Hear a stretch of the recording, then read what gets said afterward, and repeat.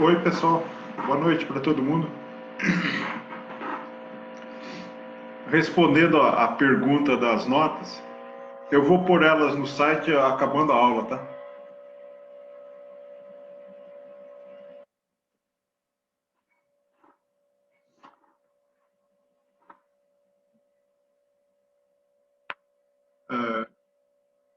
Bom, vamos começar com a aula. Hoje tem bastante coisa para a gente conversar. E a gente vai falar de uma coisa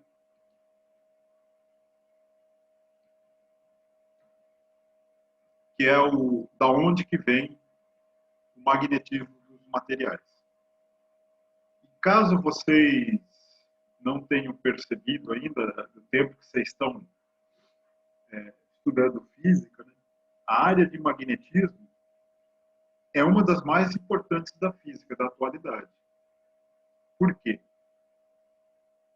Porque tem uma ligação muito estreita entre a estrutura dos materiais, os fenômenos quânticos, em sólidos, em materiais de sistemas correlacionados, com o magnetismo, com as propriedades magnéticas e os fenômenos.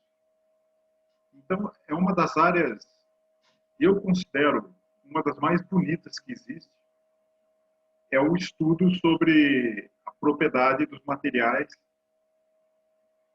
e da onde que vem, e os fenômenos que você pode obter mudando a estrutura dos materiais. E eles são assim, intimamente ligados. Então, por exemplo, você quer obter um material que tem uma propriedade nova, que não se conhece. Por exemplo, uma que você consiga controlar o campo magnético numa regiãozinha do espaço e que ele possa ter uma propriedade quântica, que é o que se usa, por exemplo, quando se pensa em fazer um qubit. Essa é uma área super importante. Então, hoje, no nível desse curso, eu vou tentar passar algumas coisas para vocês perceberem exatamente não, mas perceberem claramente, intuitivamente, né, a relação que existe entre os fenômenos quânticos a nível atômico e as propriedades dos materiais. E é isso que eu vou tentar passar para vocês. Mas, como que eu vou fazer isso? Bom, a gente vai começar escrevendo o campo H, o campo, a indução magnética, que é produzido por uma corrente, e essa corrente é a corrente real, de cargas se movendo. Aí, isso, a hora que eu coloco no material, ele vai induzir vários fenômenos em resposta a esse campo. E essa resposta, a gente vai descrever ela em termos da suscetibilidade magnética, que é esse CM. Dependendo do valor dele, a gente vai ter os efeitos tipo ferromagnetismo, que é quando o campo magnético de um átomo ou íon afeta o do vizinho. A gente vai ter o paramagnetismo, quando você tem uma resposta ao campo e mas ele não afeta o do vizinho. A gente vai ter o diamagnetismo também, que é uma resposta diferente. Na verdade, o diamagnetismo está presente em todos os casos, mas ela é muito pequena em comparação aos outros. É quando essa suscetibilidade é negativa. E vou falar um pouquinho também que a supercondutividade é quando essa suscetibilidade vale menos 1. E junto com isso, eu vou falar um pouquinho de uma coisa que a gente já viu, que era a condição de contorno dos campos. A gente já falou do H e do B, né? Então, trazer um pouquinho esse assunto durante essa aula aqui. Então, nós vamos começar definindo o QCM, da onde que ele veio essa suscetibilidade magnética. Bom, ele vem como a gente vai tratar a magnetização. Como é que ela foi interpretada? Bom, como se percebeu que o campo magnético ele está sempre, as linhas são sempre contínuas, então não importa o quanto você pegava, por exemplo, um ímã, você vai dividindo ele em pedacinhos, né? Ele sempre tem o campo. Você chega num dipolo. É a menor forma de campo magnético que você tem. É aquele que produz a fonte mais simples, é sempre um dipolo, nunca um monopolo. Então, um modo de tentar entender a magnetização do material é imaginar que você tem correntes moleculares, que são, na verdade, correntes microscópicas associadas aos átomos e às moléculas. E essa corrente neles produz um momento magnético. Aqui eu vou pôr um IA para não confundir com a permissividade, não, com a permeabilidade magnética do meio. Então eu vou pôr um IA. Alguns livros textos, se vocês forem ver, o pessoal usa momento magnético como um Mzinho. Eu não quis pôr esse Mzinho porque na maioria das coisas que você vai procurar na internet ou artigos, tudo, o momento magnético o pessoal usa um Mi. Então eu vou estar trabalhando com os dois Mis, vocês não confundam. Quando eu pôr MiA é momento magnético do átomo ou da molécula, e o Mi0, que nem está aqui embaixo, aí é a permeabilidade magnética, que se for zero é do vácuo. Então tem o mesmo símbolo, a mesma letra grega para duas situações diferentes. Fiquem atentos para isso. Bom, o que acontece na magnetização? Bom, a gente viu que um dipolo magnético submetido a um campo, ele tende a se alinhar com o campo. Então aqui, ó, e essa magnetização é uma medida do quê?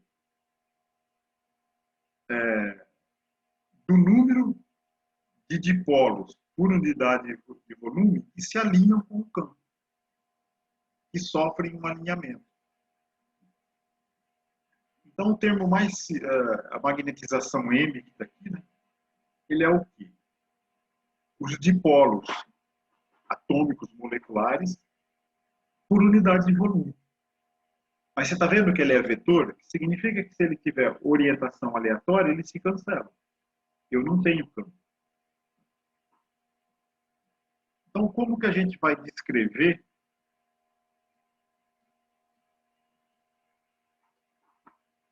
essa magnetização? Bom, se você parar para pensar, que dentro do material você tem microcorrentes em torno das partículas que constituem o material, essas correntes, se você usar essa representação, na verdade essa representação é do Ampère, elas vão se cancelar lá dentro. Porque vocês lembram que o momento magnético é a corrente vezes a área. Mas não importa o formato da área. E uma área circular ou uma área quadrada, desde que a área seja a mesma, e a mesma corrente que circula ela, o momento magnético de dipolo é o mesmo. Então, por exemplo, se você pega a região dos materiais e divide em quadradinhos, é fácil você ver que essas correntes se cancelam mutuamente. Só vai sobrar o quê? A corrente de superfície. Então, o que é essa corrente de superfície? É a corrente em torno da superfície do material que produz o valor do dipolo lá dentro, que representa o quanto de dipolo eu tenho lá dentro. Então, ó, vale desse jeito aqui. Eu tenho meu material. Aí eu tenho todas aquelas microcorrentes lá dentro. Tudo isso eu posso esquecer, porque aqui dentro vai se cancelar, e representar tudo como uma corrente de contorno na superfície. Então, eu me preocupar com tudo que está lá dentro é a mesma coisa de eu assumir que tem uma corrente na superfície produzindo o mesmo campo. Então, como é que a gente vai chegar em quanto que é essa contribuição dos momentos de dipolo dos constituintes, dos átomos que está lá dentro? Bom, nós vamos fazer a conta assim. Então, a magnetização é um momento magnético, olha, faltou um N aqui, depois eu ponho, resultante por volume dV, por unidade de volume. As correntes microscópicas internas se cancelam, resultando na corrente superficial. Bom, então, se eu vou olhar aqui só a corrente superficial, qual é o momento magnético produzido por essa corrente superficial? Vai ser a área do material vezes a corrente. Então, o IS aqui, se eu estou olhando numa seção transversa dele, de altura lateral DL aqui, então vai ser um DIS, um elemento de corrente superficial. Isso vai dar o elemento de magnetização, que vai ser a área vezes o DIS. Então, eu tenho o elemento de magnetização para pôr aqui dentro. E aí eu tenho o elemento de volume que eu tenho que dividir aqui embaixo. É a área vezes o DL. Então, como é que fica a magnetização? A quantidade de dipolos, né, e dentro do volume, vai ser o elemento de corrente superficial pelo DL. Mas o elemento de corrente superficial pelo DL é uma densidade de corrente superficial. Tá? E aí a gente viu que se a gente pega isso e aplica a lei de Ampère, isso vai definir o campo magnético aqui dentro. Lembra que a gente fez campo magnético? Era a densidade de espira. Suponha que aqui em volta aqui eu tenho um monte de espiras. Qual que vai ser a minha densidade de corrente? Não era isso aqui, ó, num solenoide, por exemplo, eu pus aqui no cantinho. O N é o número de espiras corrente pelo comprimento do solenoide. Isso é uma densidade superficial de corrente.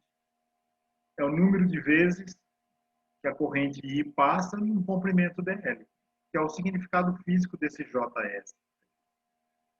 Então, o campo produzido por essa densidade superficial de corrente vai produzir o campo magnético. Se eu ponho um Mi0 aqui, ó, Mi0 JS, vai ser o campo magnético. Mas o JS é a magnetização do meio. É o que a gente vai chamar de vetor de magnetização. Se eu tiver,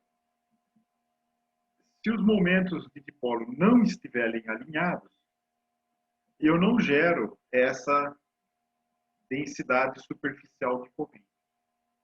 Isso aqui, olha, não é que eu estou tendo uma densidade, uma corrente na superfície. Eu tenho lá dentro, todos eles. Mas matematicamente eu posso descrever, fazer a conta como se eu tivesse uma densidade superficial de corrente. Porque dentro dos loopzinhos lá dentro, ela se cancela. Ficou claro essa visão?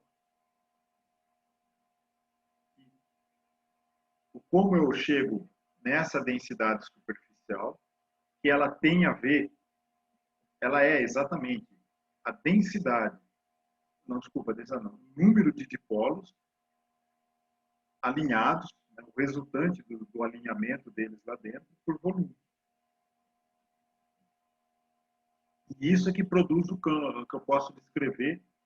Se eu aplico a lei de Ampère como eu faço no solenoide, eu obtenho campo magnético lá dentro. Então, o campo magnético lá dentro é μ0 vezes o JS, que é o μ0 vezes a magnetização M. Isso é bem análogo ao que a gente faz no dielétrico. A gente assume que tem cargas de polarização na superfície para representar o campo produzido dentro do material que se opõe ao campo elétrico aplicado. Aqui é uma situação análoga. A gente vai descrever uma densidade superficial de corrente que ela permite eu escrever numericamente quanto que é o campo produzido lá dentro, que é induzido pelo alinhamento dos esposos. Agora, como que é esse alinhamento? Quando que eu tenho e quando que eu não tenho? Aí é o que varia de material para material.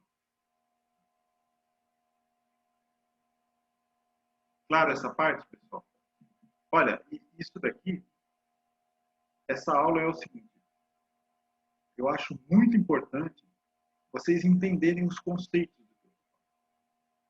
Porque na hora de aplicar isso, se você não entendeu direito os conceitos, você pode ficar muito confuso de como é que usa. É aquele mesmo caso, quando eu estava na parte de elétricos, né? Aí tinha o vetor de deslocamento, o vetor de polarização e o campo elétrico. Como que eles se relacionavam ao passar de um meio para o outro? Então, isso dá bastante confusão. E aqui também é a mesma situação. Então, ó, por favor, se vocês estiverem com dúvida em alguma coisa, pergunta. Mesmo se for alguma letrinha que esteja faltando.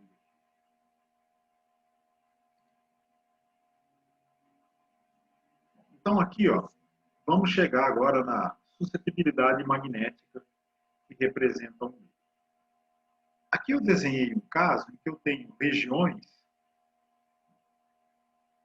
de domínios magnéticos. O que são isso?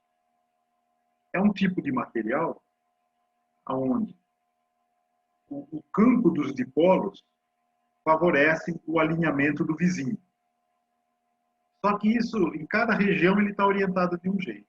Então, a magnetização na média, embora tenha dentro de cada um desses domínios, eu tenho uma magnetização, a magnetização total, sem que eu aplique um campo para orientar eles, é zero. Então, esse é o caso do material ferromagnético, que é onde o campo dos dipolos é forte o suficiente para afetar o alinhamento do vizinho. E aí, quando eu tenho um campo que ele se alinha, aí sim eu tenho uma magnetização diferente de zero. Bom, isso aqui é só um desenho, só para vocês irem começando a criar um abstratismo mental, assim, para visualizar essas coisas, para visualizar essa situação. Então, imagina alinhamento de bússola. Esses dipolos nada mais são do que os pequenos ímãs que vão se alinham na presença do campo e produzem um campo também. Então, um alinha o outro, dependendo da intensidade dele e quão próximo eles estão. Então, por aí vocês começam a ver, na hora que eu falo assim, por que essa propriedade muda de um material para o outro? Muda, primeiro, a intensidade do dipolo pode ser diferente e a distância entre eles. Então, os átomos podem ser o mesmo, mas se eu mudo o material, a distância que um átomo magnético está de um outro pode variar. E isso afeta toda a propriedade magnética do material. Então, por isso que, em ciência dos materiais, tem uma pesquisa muito grande em síntese de material e medir as propriedades magnéticas. Então, a pessoa fica meio tentando adivinhar, mas se eu fizer tal coisa, esse átomo vai ficar arranjado desse modo com o outro e eu vou ter um efeito completamente novo. Então, isso tem, e é por isso, né, que essa área de magnetismo é muito, muito importante. Para quem não definiu que área trabalhar, essa é uma sugestão de área para vocês trabalharem. Bom, como é que a gente vai definir os campos? Lembra que em dielétrica a gente gente falava assim, ó, o campo de deslocamento é produzido por cargas livres. Aqui é a mesma coisa. Essas cargas livres é que se movem e que produzem corrente. E é essa que define o campo H. Então, o campo H é aquele produzido por correntes de cargas livres. Não é a corrente no átomo, aquele elétron que está preso no átomo. No íon, né? É o campo produzido pelo movimento de cargas mesmo, cargas livres. A magnetização, ela vai ser definida, que eu estou pondo, a lei de Ampère, para a densidade de correntes de cargas livres. E aqui eu estou pondo a magnetização como produzida pela correntes de cargas ligadas. Então, o JS, que é a densidade de corrente na superfície dos materiais, é aquela associada com a quantidade de corrente, de cargas, que estão presas nos átomos. Elas não vão sair para qualquer lugar, elas estão circulando, orbitando ali em torno do núcleo. Ali. Esse é um modo de ver isso, mas não é bem assim. Depois eu vou explicar. Mas são essas correntes de cargas ligadas a mesma responsável pelas cargas ligadas de polarização. É as mesmas cargas que estão ali, que polarizam o meio, são as cargas que também produzem a magnetização do meio. Só que num caso você vê ela como ela está parada e no outro você começa a ver o fato dela não ser uma carga parada. São os elétrons orbitando lá. Eles não vão para lugar nenhum, mas eles estão ali. Tem um movimento e tem... Sem contar... a gente vai ver agora. Na verdade, é o campo do elétron, o momento magnético, spin, né?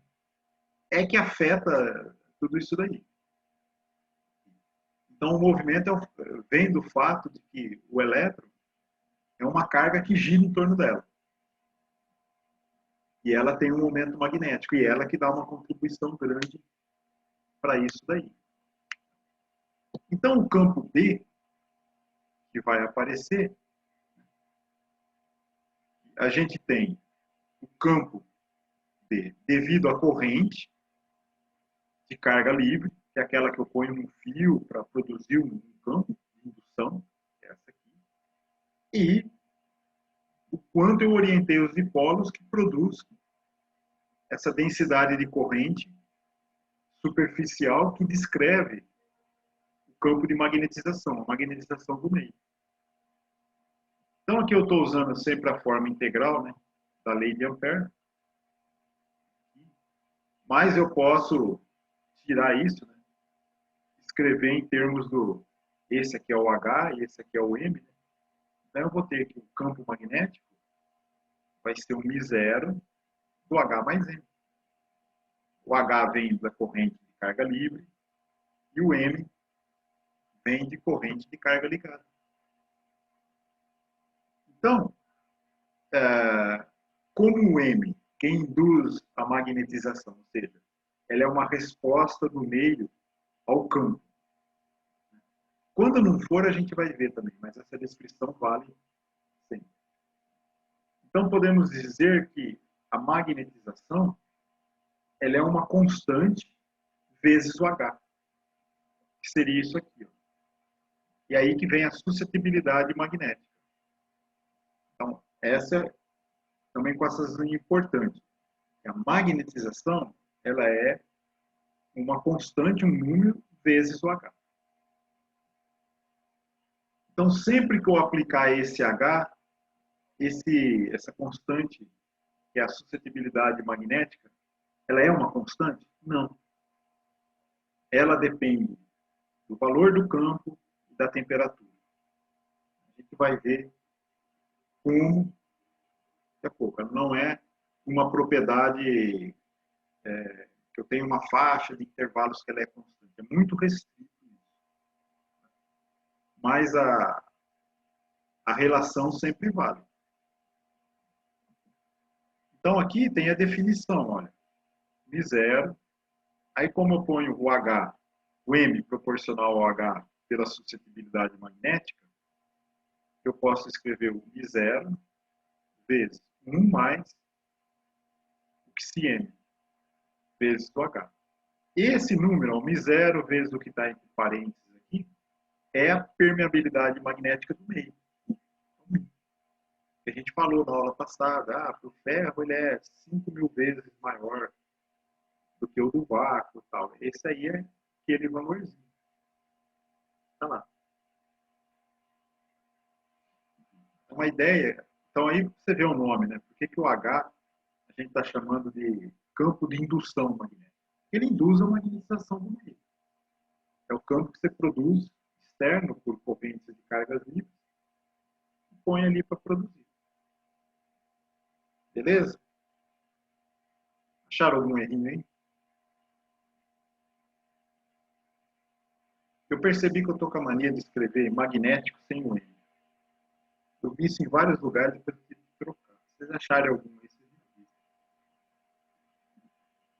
Ó, vamos fazer um exemplo para esse conceito não ficar tão disperso, assim, tão vago.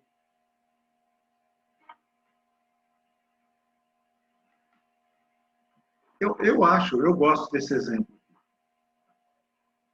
Ele é muito simples. Vamos fazer assim, vamos pegar campo magnético na interface entre dois materiais. Aqui eu vou demonstrar para vocês uma condição de contorno. Como que ela pode ser útil na hora de você tentar calcular alguma coisa numericamente. Então, a ideia é muito simples. Eu pego dois materiais diferentes, com uma permeabilidade magnética Mi1 e Mi2. Coloco os dois em contato, eu faço um cilindro, né? Então eu moldo os dois do mesmo formato, cilindros de mesmo raio, interface lateral plana, e fixo os dois juntos. E enrolo um fio em volta dele, faço uma bobina em volta disso. E passo uma corrente.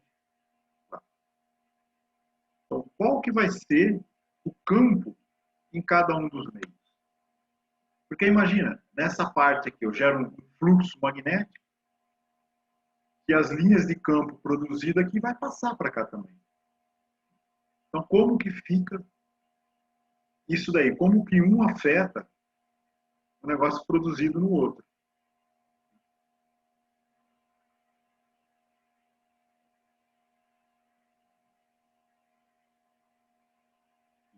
Bom, vamos lá.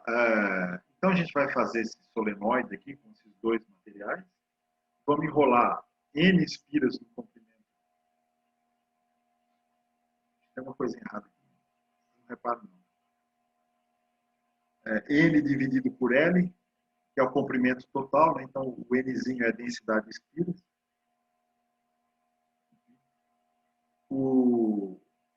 Aí como que eu aplico a lei de Ampère? Isso daqui. Vou fazer um circuito aqui.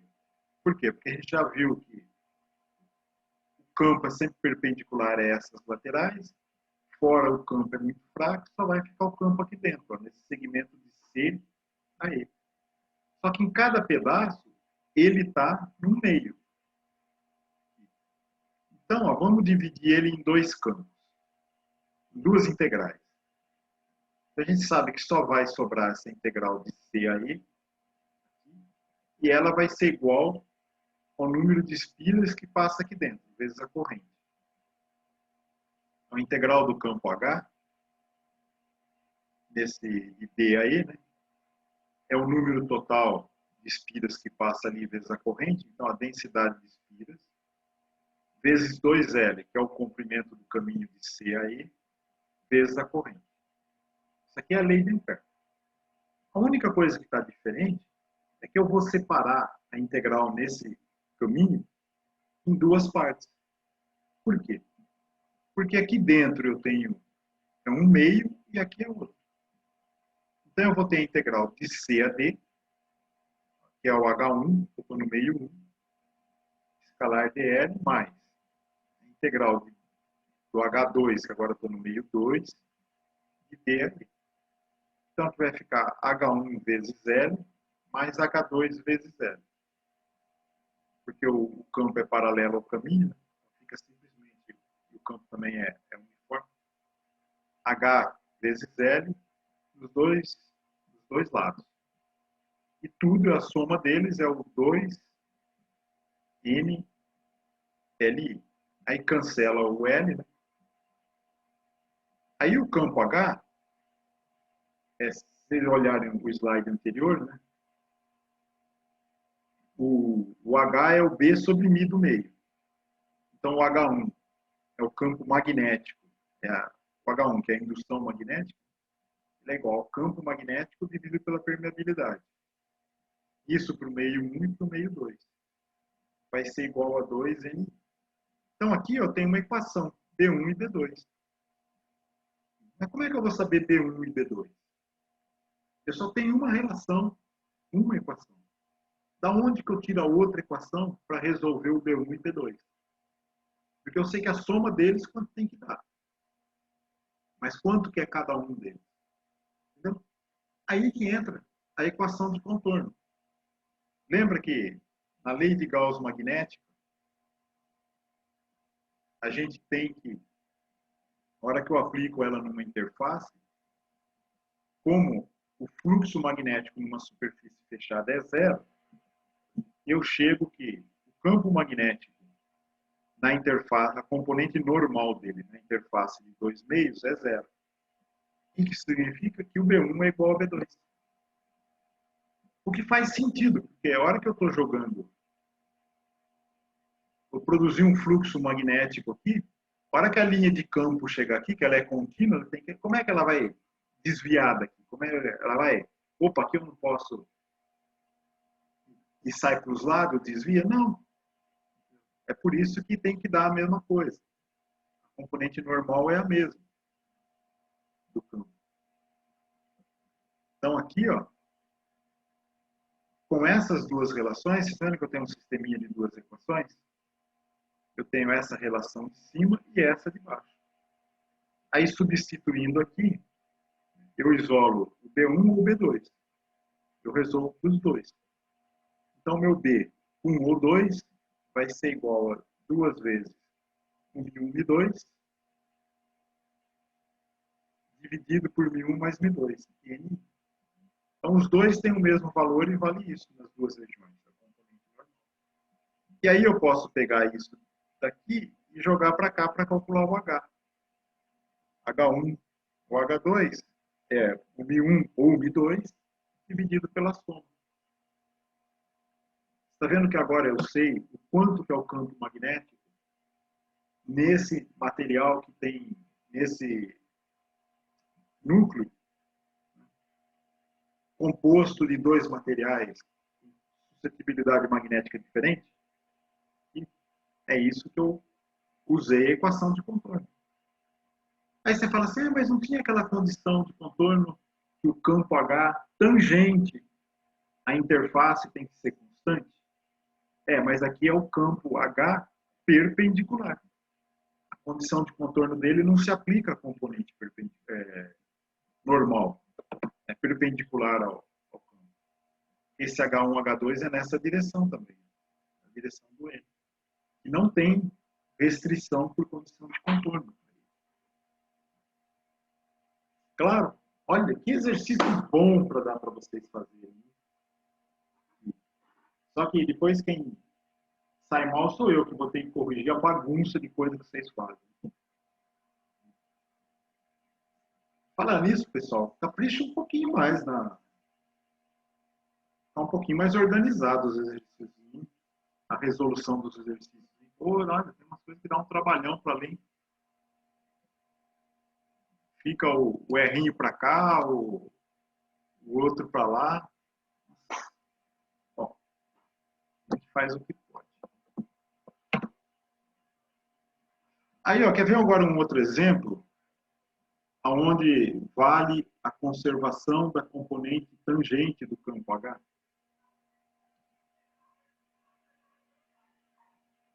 Um momento, pessoal.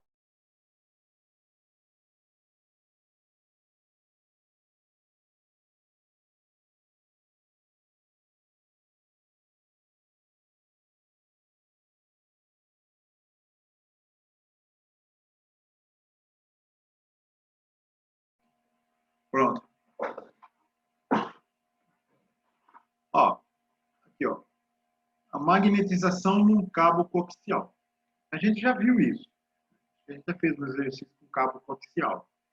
Mas vamos fazer isso de um jeito que eu estou olhando agora uma casca cilíndrica, coaxial com fio, que é um material magnético. Tá? E como que fica a magnetização do meio? Então, ó, para quem não está entendendo o desenho, eu tenho uma corrente I perpendicular à página do slide e está vindo na direção do observador. Ela está saindo aqui. Você põe a regra da mão direita, aí você vê que o campo que ela vai induzir é na direção do fio-chapéu. O ponto R está nesse fio-chapéu. Então, a lei de Ampère, o H, o campo H, é produzido pela corrente que está ali mesmo. Então, vai ser só essa aqui que está aqui em cima.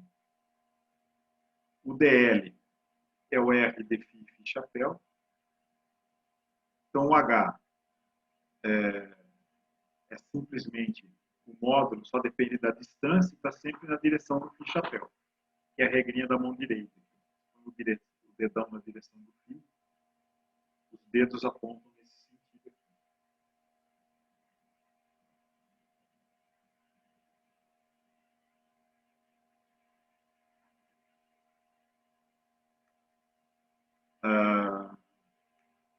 Campo de indução, mesmo sentido. Então, o campo magnético, ele é o campo H vezes a permeabilidade do meio. Tá vendo? Essa permeabilidade aqui, o Mi, isso não vai mudar de sinal. Isso vai ser sempre positivo, e é um vetor. Quer dizer, um vetor, desculpa, é um escalar. Talvez tenha caso que não seja assim, talvez. Mas eu não lembro. De regra geral, né, o campo H, que é a indução, ele vai induzir o meio a se magnetizar, se eu tiver um meio, né, naquele sentido que vai definir o campo B. Aí, se eu quero calcular o campo B no vácuo, é só multiplicar o μ0. Se eu estou no meio que tem uma permeabilidade diferente, é só multiplicar pela permeabilidade.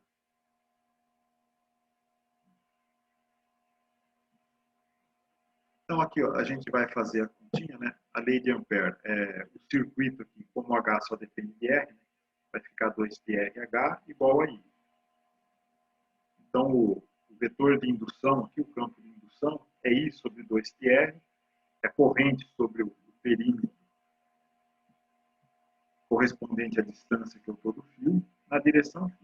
Isso vale para qualquer R. Por que que vale para qualquer R? Aí que está, condição de contorno do campo H. Aqui eu pus duas interfaces. Interface de 1 para 2 e de 2 para 3. O meio magnético é esse que está em cinza.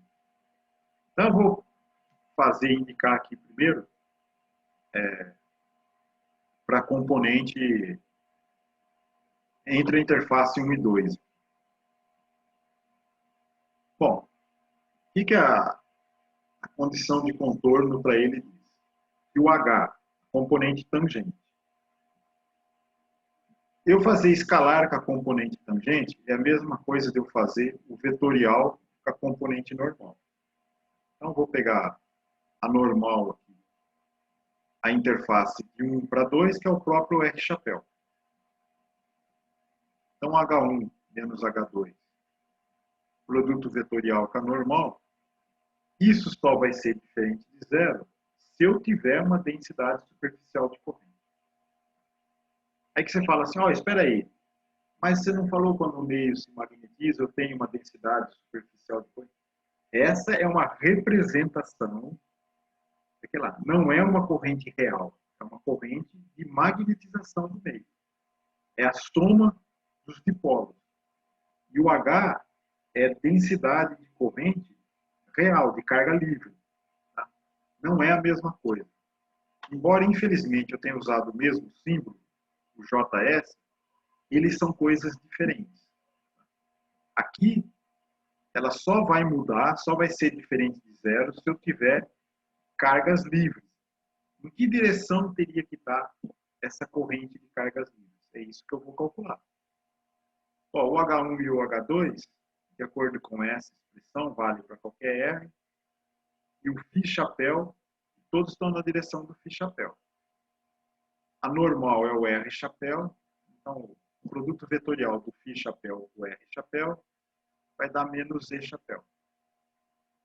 Então eu teria que ter, para alterar o campo H, na hora que ele passa de 1 para 2, uma corrente superficial aqui subindo ou descendo esse fio.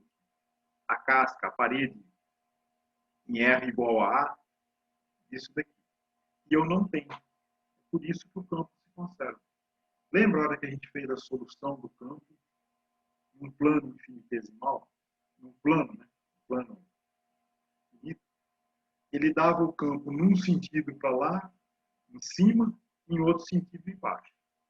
Aqui é a mesma coisa. Se eu tivesse corrente subindo ou descendo aqui, aí o campo H aqui ia ter um sentido aqui, o campo dessa corrente, um sentido aqui e um sentido oposto dentro.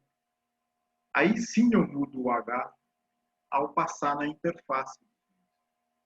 Mas eu não tenho. É por isso que o campo H se conserva. Então, basicamente, o que eu estou querendo dizer é que nas interfaces 1 e 2, e 2 e 3, como eu só tenho a corrente no fio que está aqui, eu não tenho corrente de carga livre nessas interfaces aqui, significa que o H1 em R igual a A menos um delta é igual ao H2 em A mais um delta, com esse delta indo para zero. Isso vale na outra interface também. Então, a condição de contorno do campo H, que é a componente tangente dele, se conserva ao passar de um meio para o outro, quando não existe cargas livres, correntes de cargas livres na interface. Ele se conserva.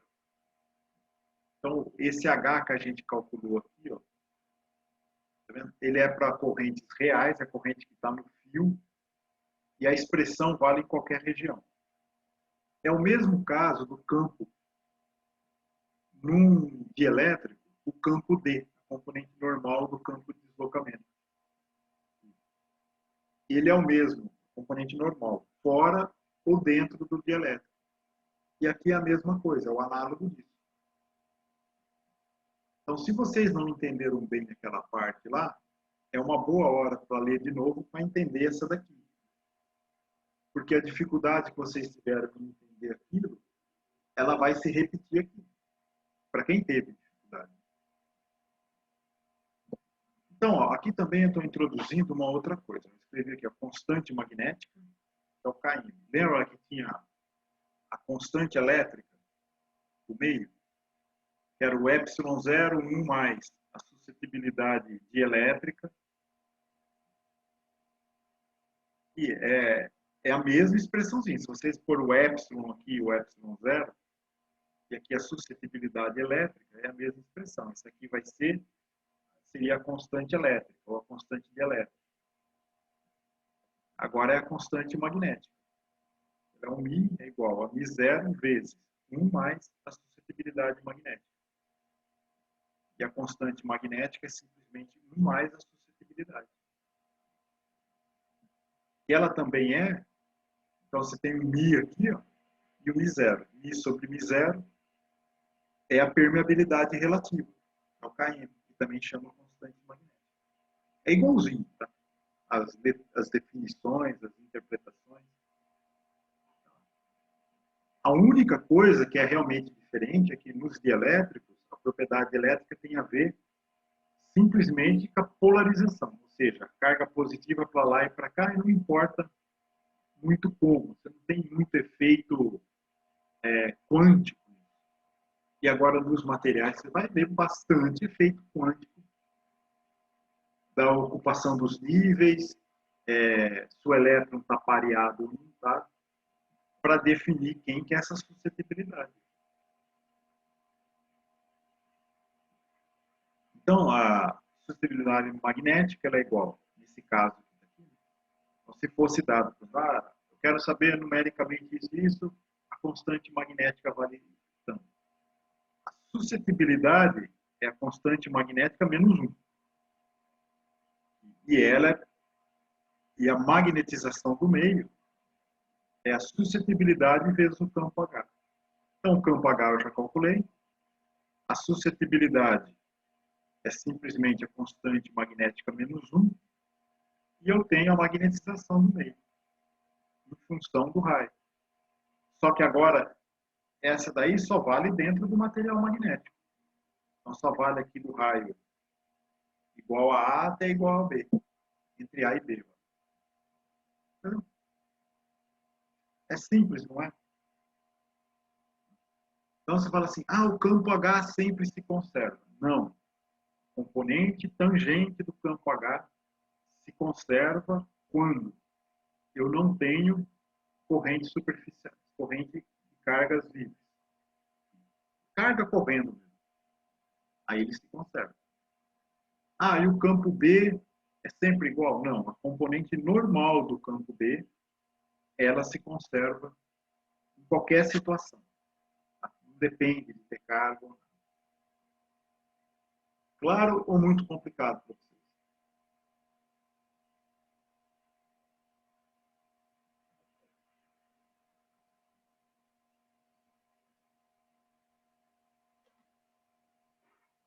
Se não estiver tranquilo, avisa. Agora vamos para a parte que eu acho mais legal.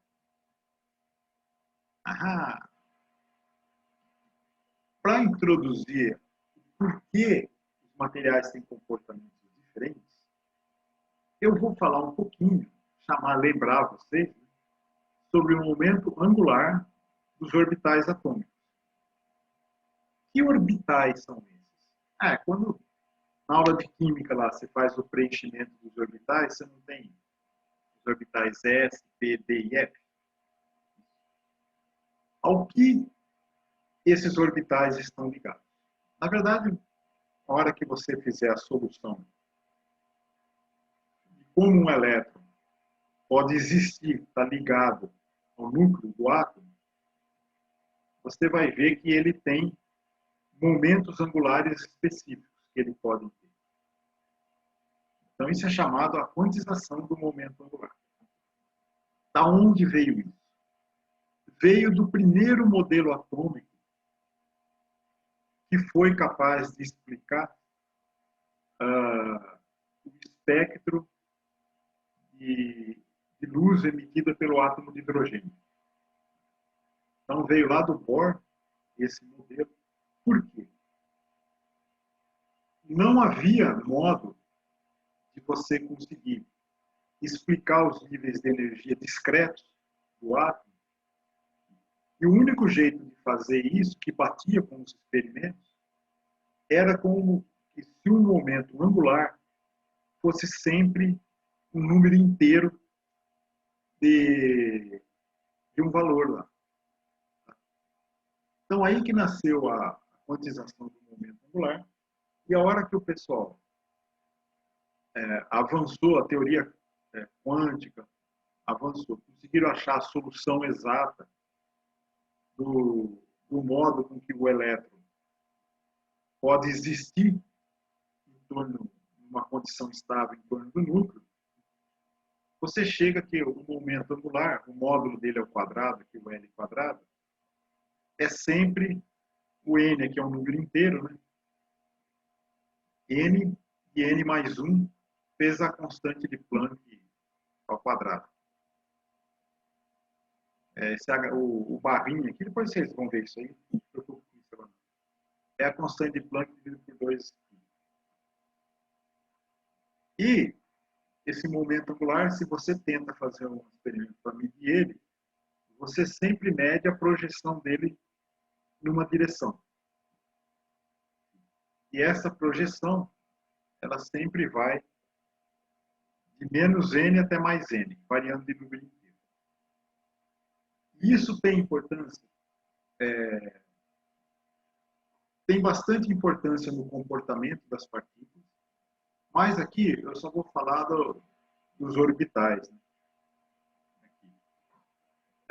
Por exemplo, quando esse n é zero, não tem momento angular, aí eu estou no orbital S, que é aquele que pode ter dois elétrons. Eu posso pôr um elétron em spin para baixo e spin para cima. O n igual a 1 é o orbital chamado de P. E ele tem três possíveis soluções, que corresponde aqui. Ó. Se eu pego 1, né, então eu vou de menos 1, 0 até 1. É três possíveis valores de momento angular. O n igual a 2, eu vou de menos 2, menos 1, 0, 1 e 2. São 5 orbitais. E cada um deles pode ter 2 elétrons. Então eu tenho um total de 10 elétrons nos orbitais D. No orbital 3, aí eu tenho 7. Eu vou de menos 3 a mais 3, pulando de 1 em 1. Vocês vão ver que vai dar 7 orbitais. Então, o que isso corresponde? O que isso quer dizer? São os modos do que uma onda tridimensional pode existir em torno do núcleo. Como que o elétron se arranja lá para não se autodestruir? Aí você fala, mas o que é isso? Não está entendendo? Imagina assim, eu vou pegar um violão. Você não tem as notas musicais?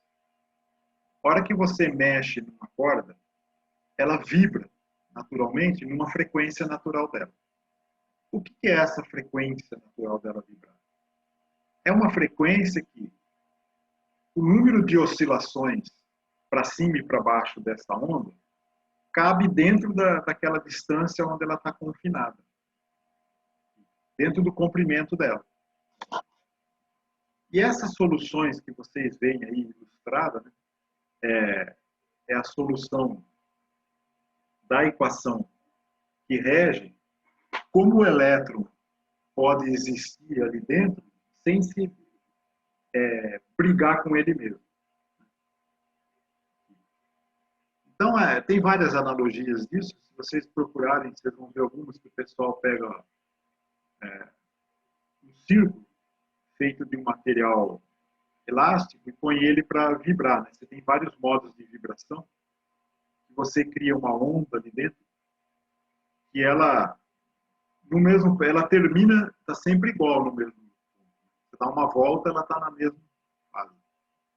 Então, isso daqui simplesmente é uma solução análoga, só que é tridimensional. É como o elétron vai se arranjar lá dentro, de modo que ele dando uma volta, então ele encontra mesmo, depende do jeito que ele girar aqui, né? Ele vai encontrar ele do mesmo jeito.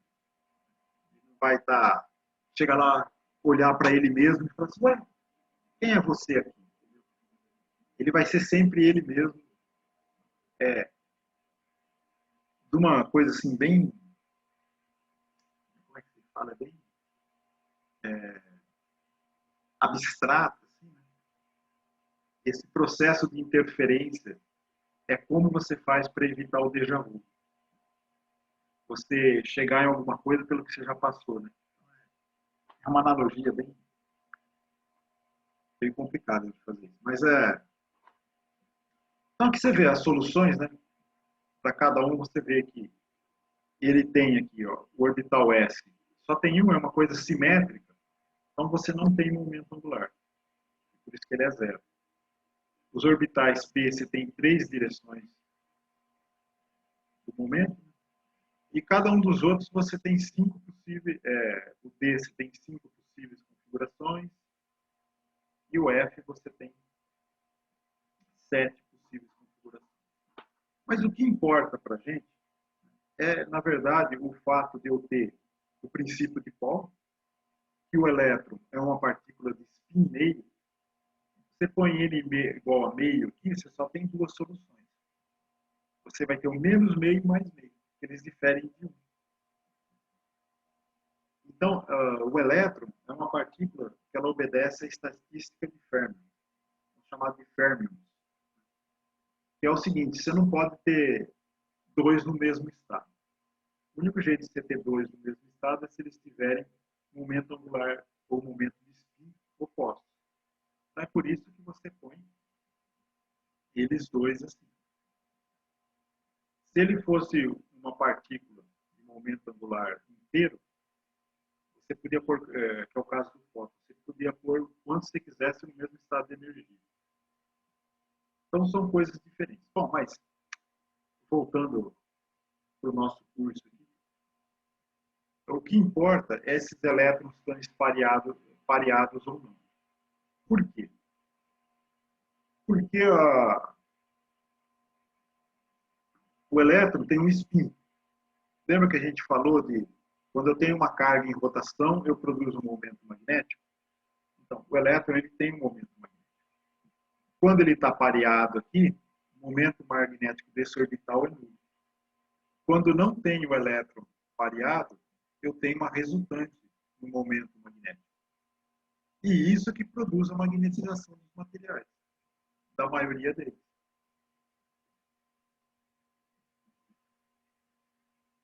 Vocês não começaram a fazer conta.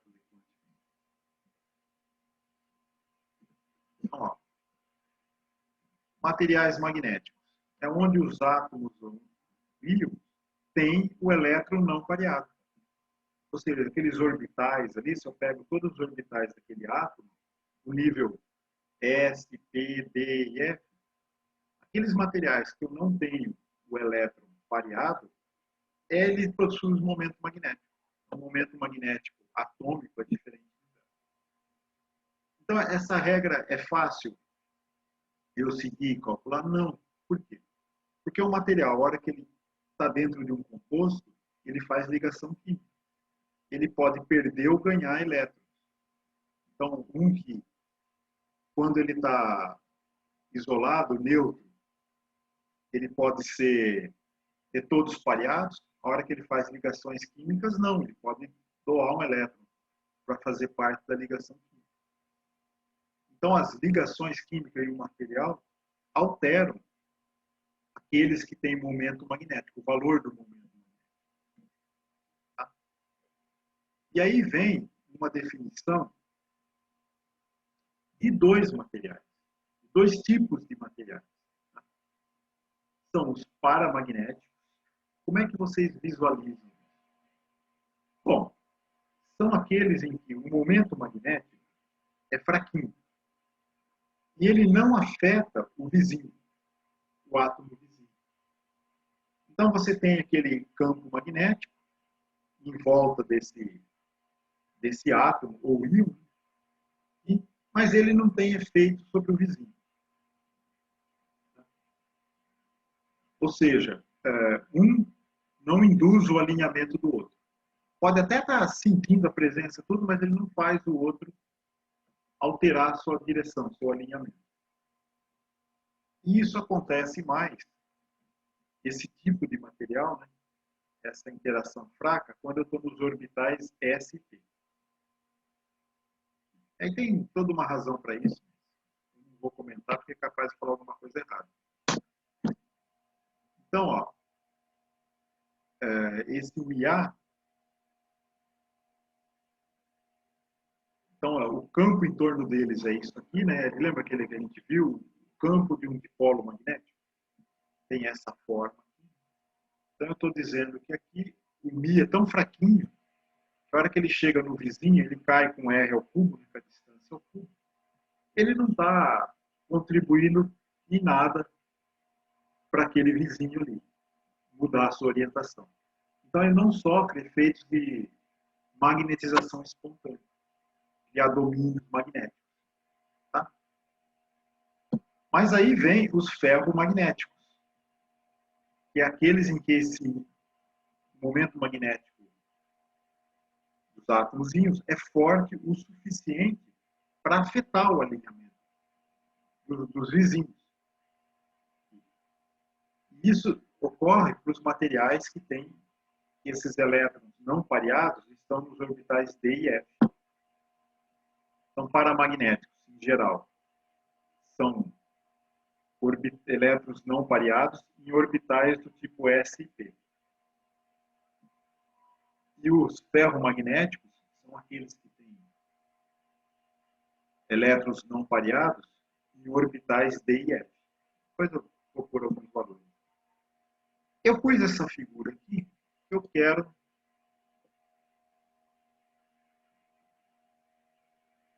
então,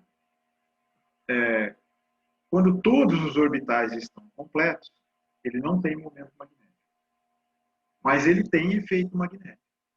Por um outro efeito, que eu acho que a gente vai falar, eu acho que é na última slide dessa aula. Tá? E tem aqueles que você tem um momento magnético, mas ele é muito fraquinho. Em geral, todos os materiais têm um pouquinho, mas nem todos é apreciável. Isso daí. Bom, ó, eu pus esse desenho do campo de um dipolo, porque eu quero que vocês prestem atenção em uma coisa. Vocês estão vendo que na reta dele, ao longo do dipolo, o campo é alinhado. Do lado dele, o campo dá uma volta e ele é oposto. Então, o campo magnético, na direção do dipolo, tem o mesmo sentido do dipolo. E do lado do dipolo, meu campo magnético é oposto. Então, vocês imaginam a seguinte situação. Se eu tenho um íon aqui, com um momento magnético, ele vai tentar se alinhar nessa direção, no mesmo sentido do outro. Mas se ele está do lado, ele vai tentar se alinhar no sentido oposto, porque o campo é invertido, tem um sentido oposto ali. Entendeu? Faz sentido? Espero que sim, porque isso produz uma subdivisão dos materiais ferromagnéticos. Então, aqui, ó, os tipos de ordenamento magnéticos que a gente pode ter. Olha, eu tenho aqui o paramagnético. É aquele que um não afeta o vizinho. É que nem aquele lugar assim, que o vizinho não conversa com o outro. Dizem que no interior isso acontece muito, é para fazer de conta que é importante. Mas, não sei. É isso aí, é o paramagnético. O que um faz não afeta a vida do outro. Então, um para cada lado. Aí a gente tem os ferromagnéticos, que é aqueles que eles se alinham na mesma direção. E por que eles vão se alinhar na mesma direção? Porque o átomo magnético, né, ele está na frente dele. Aí você fala assim, mas não tem do lado? Pode ter do lado, mas talvez a distância seja maior. Então a distância um na frente do outro é menor do que a separação lateral deles. Aí eles se alinham todos na mesma direção. Esse é o alinhamento ferromagnético. O alinhamento antiferromagnético provavelmente ocorre quando os átomos, a distância entre os íons, a lateral deles, é mais perto, ou seja, aquela distância perpendicular ao dipolo é menor do que ao longo do dipolo. Então, eles se alinham de modo oposto. Esses são os antiferromagnéticos. E tem também o ferrimagnético, que é quando você tem as duas coisas. Só que ele é dominado por um. Você pode ter, por exemplo, dois átomos diferentes. O que estão na frente se alinha ferromagneticamente e os laterais antiferromagneticamente. Mas a resultante disso dá um efeito ferromagnético. Eles não são iguais. São situações possíveis.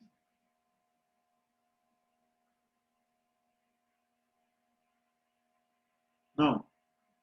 Obrigado por ter perguntado. As setinhas, elas representam o momento de dipolo magnético dos íons, ou átomos. Tá? O spin do elétron no átomo é o que é responsável por isso, mas é o resultante. E como, aí quando vocês forem estudar quântica, acho que não é nem quântica 1 e quântica 2, você tem o momento angular orbital e o momento angular de spin. A soma deles é que dá o efeito final, que é o momento magnético do átomo. Não é tão simples assim. Claro que, fenomenologicamente, a gente pode discutir desse jeito. Mas é que se for fazer a continha mesmo, o número para fechar, você tem a contribuição das duas coisas. Então, ó, vamos fazer um modelinho, que é um modelinho, eu acho, muito simples e muito legal, e abre a cabeça da gente em termos de por que a temperatura afeta isso. É fácil você imaginar. Porque vocês sabem que temperatura é agitação. Então, quanto mais temperatura você tem, mais esses átomos estão agitados. E mais difícil vai ser manter o alinhamento. Então, essas propriedades magnéticas dependem muito da temperatura. E o primeiro modelo que foi feito para isso foi feito baseado naquela energia potencial de um dipolo na presença de um campo magnético. Então, isso vai me dizer qual que é a ideia da continha que eu vou apresentar para vocês. É vocês terem uma ideia da estatística que se usa para saber como a temperatura afeta a magnetização do meio. Então, primeiro, esse aqui eu vou discutir o caso do paramagnético. Cada um está para um lado. Se eu não aplicar campo, a magnetização do meio é zero. Mas, a hora que eu aplico um campo, todos eles aqui vão ter o quê? Uma energia potencial nesse campo, que é dada pelaquela equaçãozinha que a gente usou. Energia potencial U, né, é igual a menos o momento de dipolo magnético, produto escalar com B. Então, como eu calculo agora o quanto a contribuição deles para isso? Como que essa energia potencial vai variar, vai afetar a distribuição deles? Então, ó, eu vou tentar fazer desse jeito. Se vocês tiverem alguma dúvida, eu tento explicar de outro, se eu conseguir. Se eu tenho todas as orientações aleatórias, qual é o número de dipolos orientado dentro de um ângulo sólido de ômega? Um elemento de ângulo sólido, lembra? É uma areazinha como vista a partir da origem, né? Ela define um ângulo sólido. Então, que é um elemento de ângulo sólido. Quantos dipolos eu vou ter orientado dentro disso daqui? Se eles são aleatoriamente distribuídos, eu vou ter o número total deles dividido por 4π. Por quê 4π? Porque 4π é o ângulo sólido de uma esfera. Então, n sobre 4π vezes o dw representa uma fraçãozinha disso. Vai me dar aleatoriamente quantos que eu tenho aqui dentro. Se eu integrar numa esfera, né, isso daí, aqui vai dar 4π, vai cancelar. Que resposta eu vou ter? Ah, todos estão orientados para algum lugar dentro da esfera. É isso que eu estou falando. Não tem, qualquer direção que eu for, não tem distinção de direção nenhuma. Simples esse conceito, é simplesmente ser. Eu tenho 1000 aleatoriamente distribuídos e pego um ângulo sólido de 1/8 da esfera, eu vou ter 1000 dividido por 8 orientado ali. É só isso que eu estou falando. Bom, Aí a energia potencial, ela depende do ângulo, né? Entre o momento de dipolo e o campo aplicado. Então, o ângulo θ entre os dois aqui. E aí entra uma coisa que talvez vocês tenham visto em mecânica estatística, se é que já fizeram alguma coisa. Que é o seguinte, quanto maior a temperatura, maior a probabilidade de eu achar alguma coisa naquela energia. Por exemplo, se eu for... Aqui eu fiz o gráfico dessa função, aqui, né, que é o fator de Boltzmann. Que ele está dizendo o seguinte, olha, se eu for para zero, a minha energia U vai dar, isso aqui vai dar zero. Significa o quê? Se a minha temperatura é muito baixa, a minha probabilidade de encontrar alguma coisa com energia acima da energia fundamental, que é zero, a energia mínima que ele pode ter, vai ser zero. Se eu pôr temperatura, eu começo a excitar as partículas a ocuparem um estado de maior energia. Então ela sai aqui do zero, e conforme eu for subindo a temperatura, essa função aqui vai aumentando. Ou seja, maior vai ser a probabilidade de eu encontrar uma partícula com maior velocidade. Isso aí você pode dizer assim, suponha que o U seja energia cinética. Se a temperatura vai para zero, a energia cinética ela é a agitação térmica, por exemplo, de um gás, vai estar tudo parado, não tem energia. Então, eu não vou encontrar nada com energia acima de zero. Aí, se eu for aumentando a temperatura, isso vai passando. Então, a minha probabilidade de encontrar coisas com energia maior do que zero vai aumentando. Então, essa curva que está aqui, eu fiz ela quando esse U sobre a constante de Boltzmann, aqui, que vale esse número aqui, 1,38 vezes 10 a menos 23 joules Kelvin. Quando a razão de U para isso dá 20 Kelvin. Tá? Então, esse aqui é só um exemplo numérico para vocês verem a forma da curva. Tá bom? Então, ó, se a minha energia potencial do meu sistema é esse aqui, essa função vai me dar um número de partículas que eu vou ter dentro de um ângulo sólido medido a partir do campo magnético. Tá? Então, se eu tenho, por exemplo, se a temperatura é muito baixa, essa probabilidade vai diminuindo, ou seja, de eu ter uma resultante de alinhamento. Então, quanto maior é a temperatura, maior a probabilidade de eu ter partículas orientadas. Só que isso vai desorientando as partículas também, porque elas vão estar em mais direções, em θ cada vez maior. Tá? Então, a ideia aqui, né, como o U é negativo, nesse caso aqui, e aqui tem um menos também, né? Isso aqui dá uma exponencial positiva. Aí o dN, ele vai dar, então é a fração de dipolos orientados dentro de um ângulo tal, em função do quê? Do campo magnético e da temperatura. E do Mi atômico. Qual que é o Mi? Que tá lá.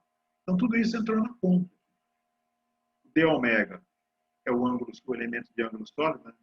Seno θ d θ d φ. O dN vai ser isso aqui. Então agora tem esse expoente de cosseno θ, expoente de cosseno θ vezes o seno θ d θ d φ. Isso vai dar um número de dipolos orientados com um ângulo θ, onde o θ é o ângulo entre o momento magnético e o B. Bom, como é que isso determina a magnetização do meio? A magnetização, ela é a componente desses dipolos na direção do B.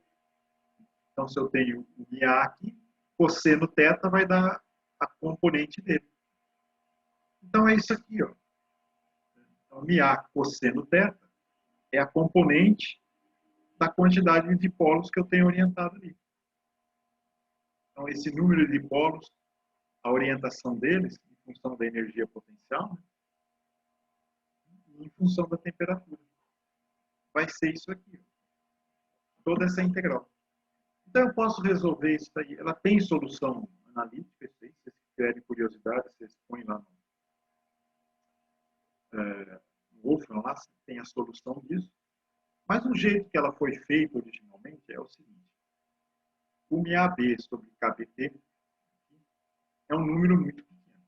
Então, quando eu tenho um expoente de um número muito pequeno, o x está nesse expoente, e quando x é muito menor que 1, o expoente de x é aproximadamente 1 mais x.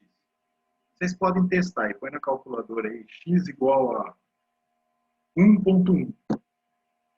Não, desculpa, é 0.1. 1 sobre 10, x igual a 1 sobre 10. Você vai ver que vai dar 1.1, que é simplesmente pegar 1 mais 0.1. A resposta. Então, pode testar o limite disso aí numericamente. Mas essa aproximação foi feita aqui na primeira dedução disso. Então, vai dar 1 mais isso daqui. Agora, é fácil fazer a integral do cosseno. Olha, aqui tem cosseno e aqui tem 1. Só que 1 vezes o cosseno θ seno θ de θ, isso vai dar 0. Porque o cosseno θ seno θ é seno de 2θ. O integrado de 0 a π, que é integral em θ aqui vai de 0 a π, isso vai dar 0. Mas sobra dessa parte aqui, ó, cosseno θ vezes o cosseno θ, aqui no de baixo, esse vezes o seno θ. Isso vai dar 2/3. Você pode fazer essa continha aí, é facinho de fazer. Vai dar 2/3. Tá, e a integral em φ? Tem integral em φ. Isso aqui, embora não tenha desenhado, é uma integral dupla. Ela é em θ e em φ. Θ de 0 a π e φ de 0 a 2π. Então, como não depende de φ, vai sair o 2π. Aí lembra que a solução da parte em θ dava 2/3? É 2/3. Então, 2/3 dessa integral. O 2 do 2π vai cancelar esse 4π. Só sobrou 3 aqui embaixo. Então, esse 3, 4π some e aparece o 3 por causa da solução dessa integral com esse termo aqui. Vai ser fácil. Então, a gente obtém o quê? A expressão da magnetização em função da temperatura. E do campo magnético, do B. Que ó, tem o B aqui, ó. Então ele vai estar aqui. Só que se eu escrever o B como μ0H, eu vou ter o quê? A suscetibilidade magnética, que vai ser isso aqui. Ó. Então essa é uma expressão da suscetibilidade magnética para materiais paramagnéticos. Como que ela depende da temperatura. Essa expressão ela foi obtida em 1895 pelo Pierre Curie. Vocês sabem quem é o Pierre Curie? Vocês assistiram o filme Radioativo? Radioativa?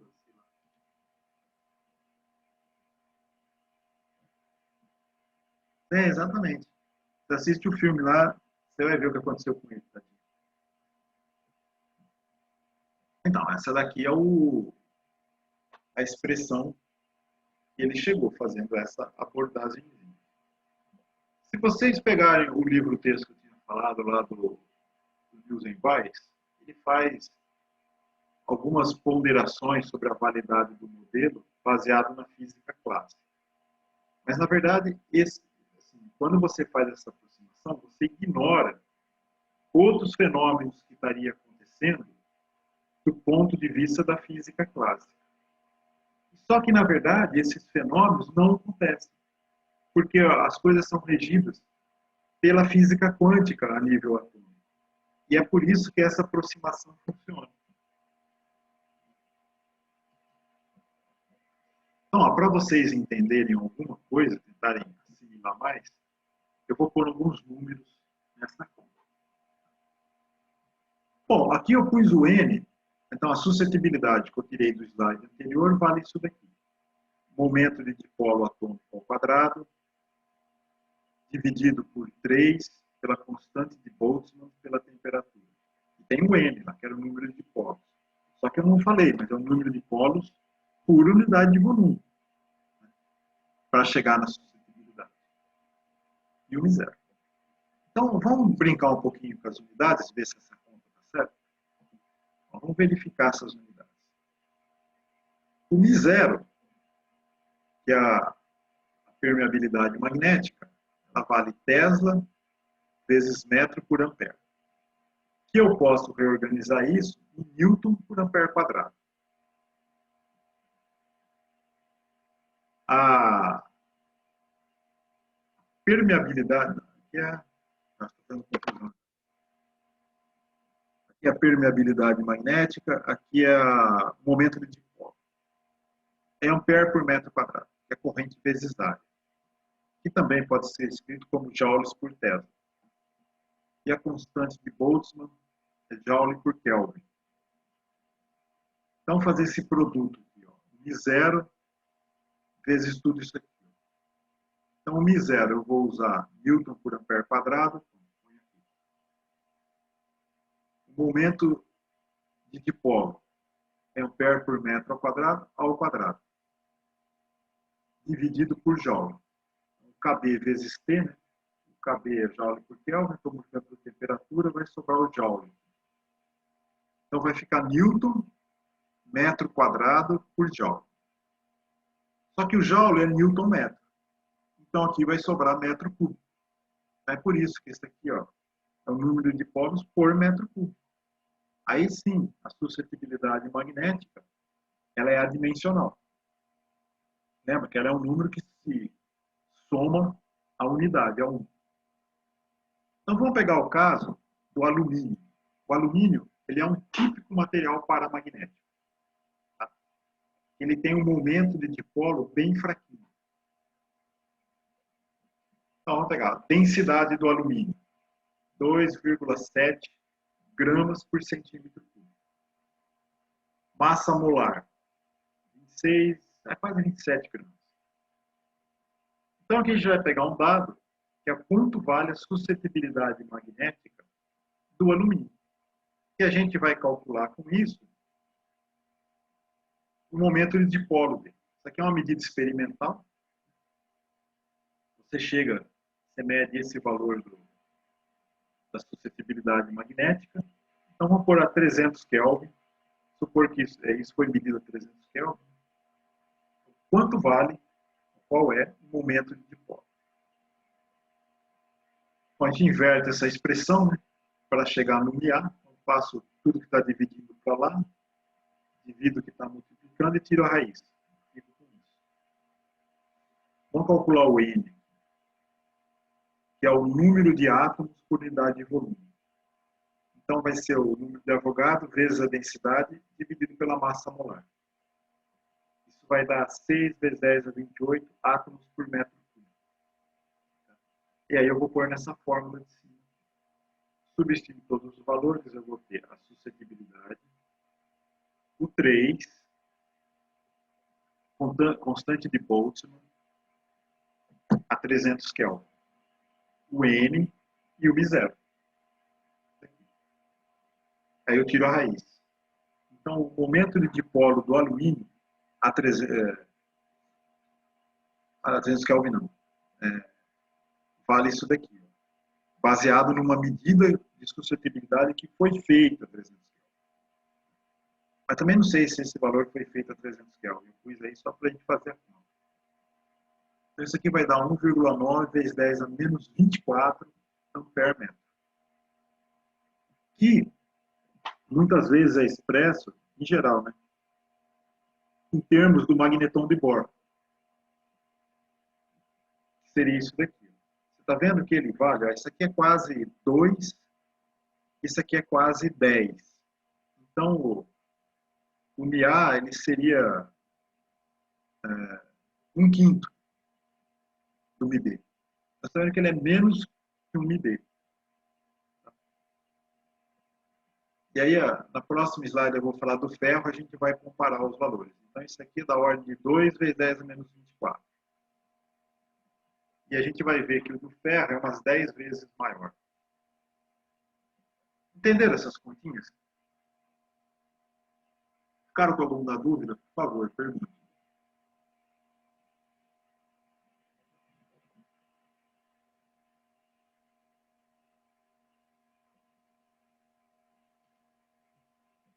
Aham. Agora vamos falar nos materiais ferromagnéticos.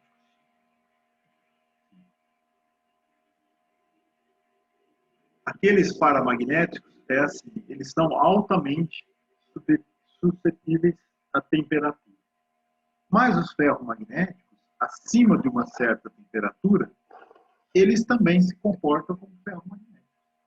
Por quê? A temperatura é tão alta que o momento magnético de um não consegue mais afetar a orientação do outro, de tanta energia térmica que eles têm.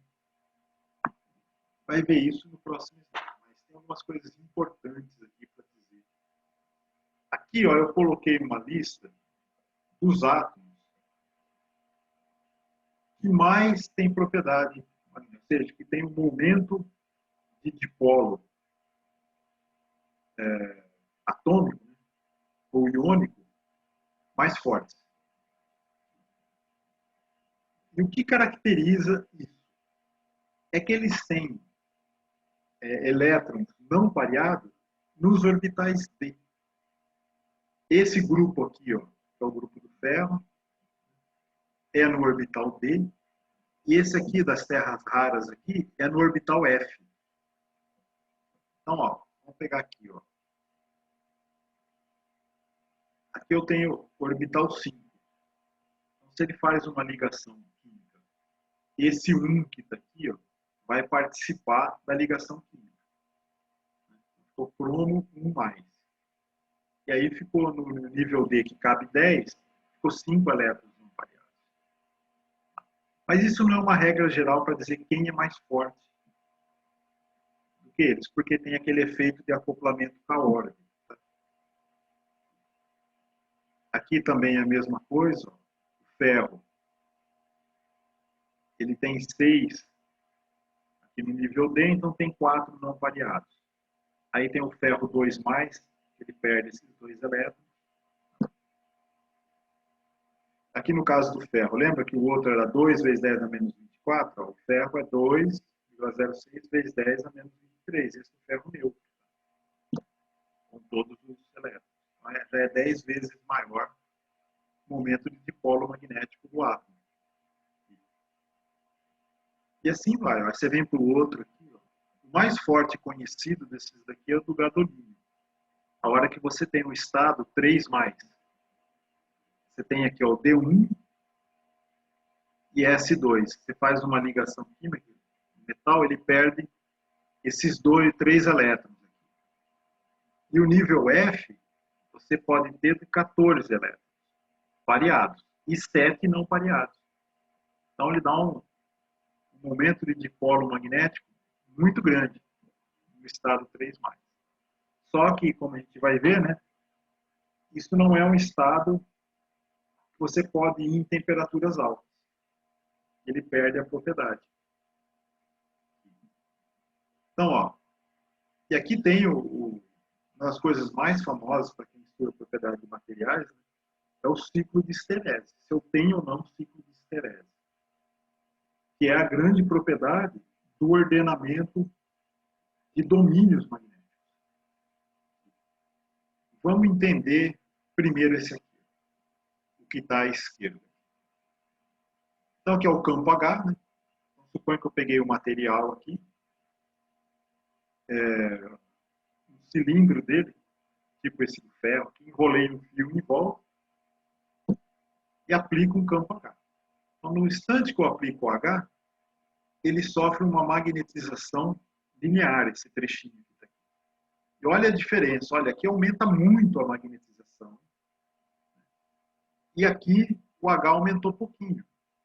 Mas vocês lembram que a gente viu que no ferro, por exemplo, esse valor era da ordem de 5.000?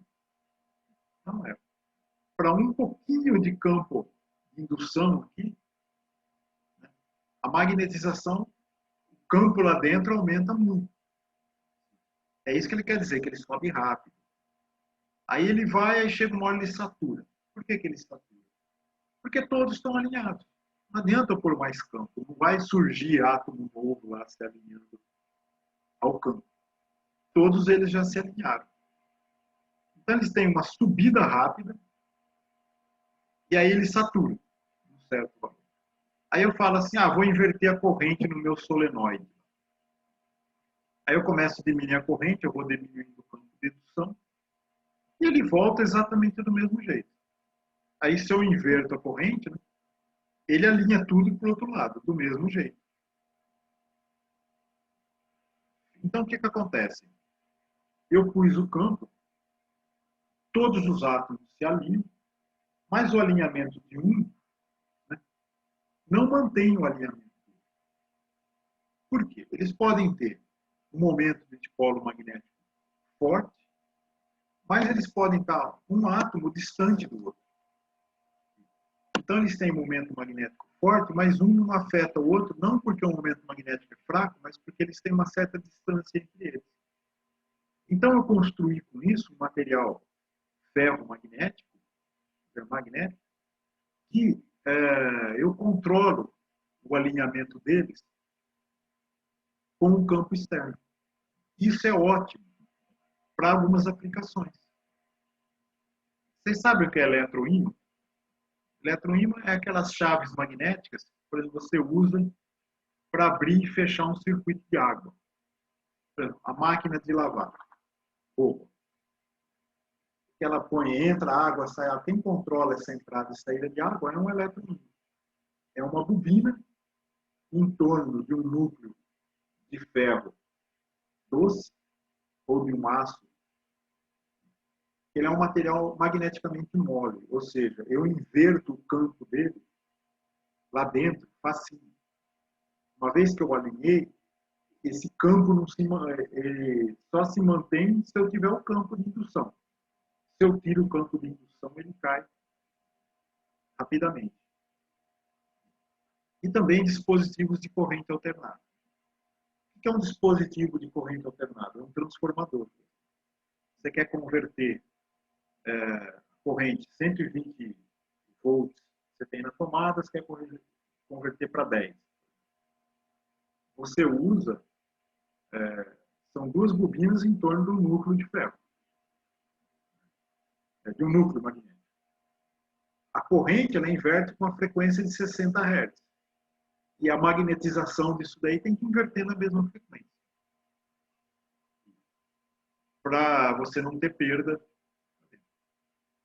Então, esse tipo de material ferromagnético, que ele não mantém a magnetização, é o caso do ferro comum. Pega o ferro doce, é um ferro que você não magnetiza. Ele é altamente atraído pelos ímãs, mas ele não mantém magnetização. Agora, tem outros materiais que eles têm esse efeito de esterese. E ela é exatamente uma medida da magnetização do meio. Então, por exemplo, se ele não tem magnetização nenhuma, se aqueceu ele perdeu qualquer correlação de alinhamento de dipolo, e está lá. Aí você põe a temperatura numa temperatura bem mais baixa, né?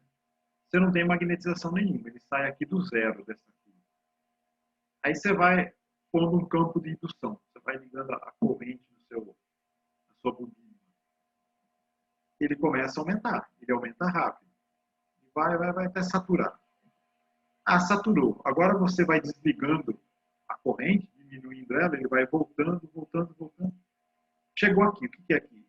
Campo de indução zero, ou seja, não tem mais corrente passando na bobina. Mas a magnetização ainda é muito forte. E isso é um ímã permanente. Você magnetizou ele. Quanto que isso vai durar? Depende.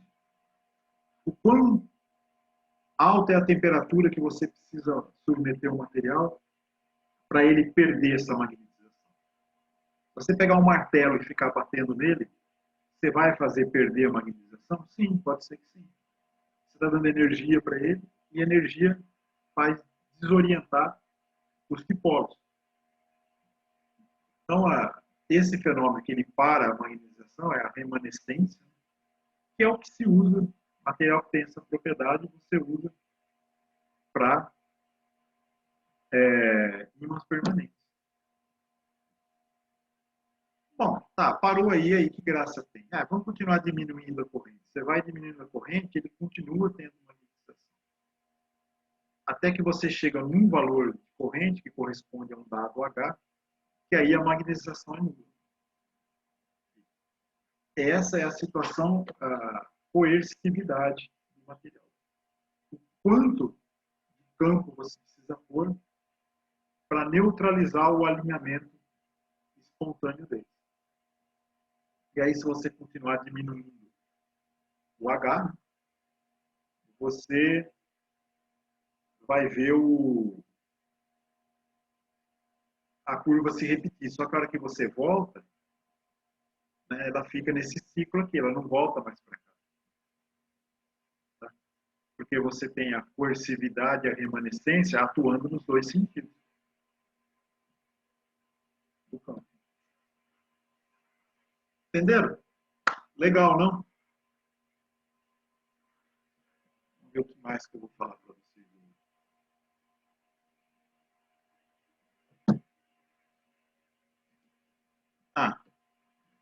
A temperatura de Curie. Aquela expressão do Curie era simplesmente que a suscetibilidade magnética era uma constante sobre a temperatura, que era a densidade de dipolos, a permeabilidade do vácuo, o momento de dipolo ao quadrado do material sobre 3kb. Essa é a constante. Isso vale para materiais paramagnéticos. Mas a hora que você sobe muito a temperatura desses materiais ferromagnéticos, a energia é tanta, a energia de vibração deles, que os dipolos não param mais alinhados. E aí que entra uma expressão análoga, que é T menos um TC, e aquela constante. Esse TC é a temperatura ou ponto de Curie. A hora que você atinge esse valor aqui, para qualquer material, ele deixa de ser um ferromagnético ou um antiferromagnético. Não, é ferromagnético. Quando é antiferromagnético, é temperatura de 1000, mas é equivalente à expressão. Tá? É simplesmente que você não mantém mais alinhamento dos dipolos a partir dessa temperatura de Curie. Essa aqui é a lei de Curie-Weiss. Tá?